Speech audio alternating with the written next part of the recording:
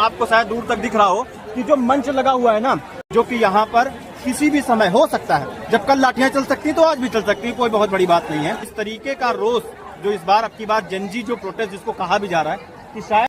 नमस्कार, सत श्री अकाल, आदाब, और आप है रवि के साथ एसएस न्यूज पर। मैं आपको बताऊं, कल इतनी बड़ी संख्या में यहाँ पर प्रदर्शनकारी मौजूद थे और उन्होंने यहाँ पर आकर के प्रदर्शन किया था। और उसी प्रदर्शन के बाद आपने देखा था कई सारे प्रदर्शनकारी घायल भी हो गए थे और कई सारे प्रदर्शनकारियों को चोट भी लगी थी।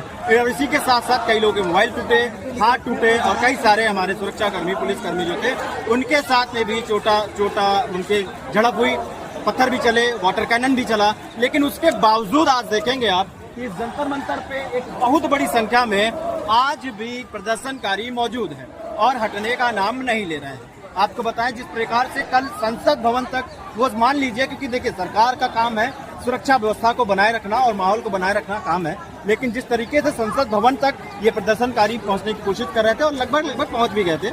और उसके बाद में आपने क्या हुआ, क्या नजारा था, कैसा था, वो आपने देखा था। और आज आपको दिखाते हैं कि यहाँ पर आज भी एक बहुत बड़ी संख्या में प्रदर्शनकारी मौजूद हैं। आप अगर अंदर, वो आपको शायद दूर तक दिख रहा हो कि जो मंच लगा हुआ है ना, वो सफेद जो कपड़ा आपको दिख रहा है वो मंच लगा हुआ है, जहाँ पर बड़े बड़े नेता आकर के बोलते हैं और आने के बाद में वहाँ से भाषण देते हैं। वहाँ तक पहुँचने में आज भी आपको ये समझिए, भीड़ में आप पैर रखिए, भीड़ आपको वहाँ तक पहुँचा देगी। आज भी उतनी भीड़ है, कल के मुकाबले कम है, लेकिन आज भी काफी संख्या में यहाँ पर मौजूद है। आखिर इसका कारण क्या है कि वो सिर्फ ये चाहते हैं छात्र कि अकाउंटेबिलिटी तैयार हो, कि जो सरकार परीक्षा कराती है उनको सही तरीके से कराए और टाइमली उनका रिजल्ट दे।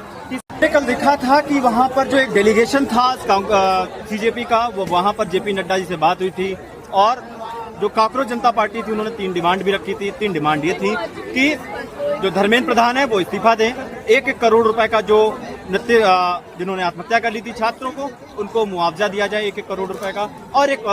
और साथ ही साथ एक चीज ध्यान रखिएगा, आज भी इस तरीके का रोष जो इस बार, अब की बार जनजी जो प्रोटेस्ट जिसको कहा भी जा रहा है, भारत में ये पहला प्रोटेस्ट है जो जनजी कर रहा है। और आज भी यहाँ पर प्रदर्शनकारियों के साथ साथ बहुत बड़ी संख्या में फोर्स बल भी तैनात है, जो कि यहाँ पर किसी भी समय हो सकता है। जब कल लाठियां चल सकती तो आज भी चल सकती, कोई बहुत बड़ी बात नहीं है।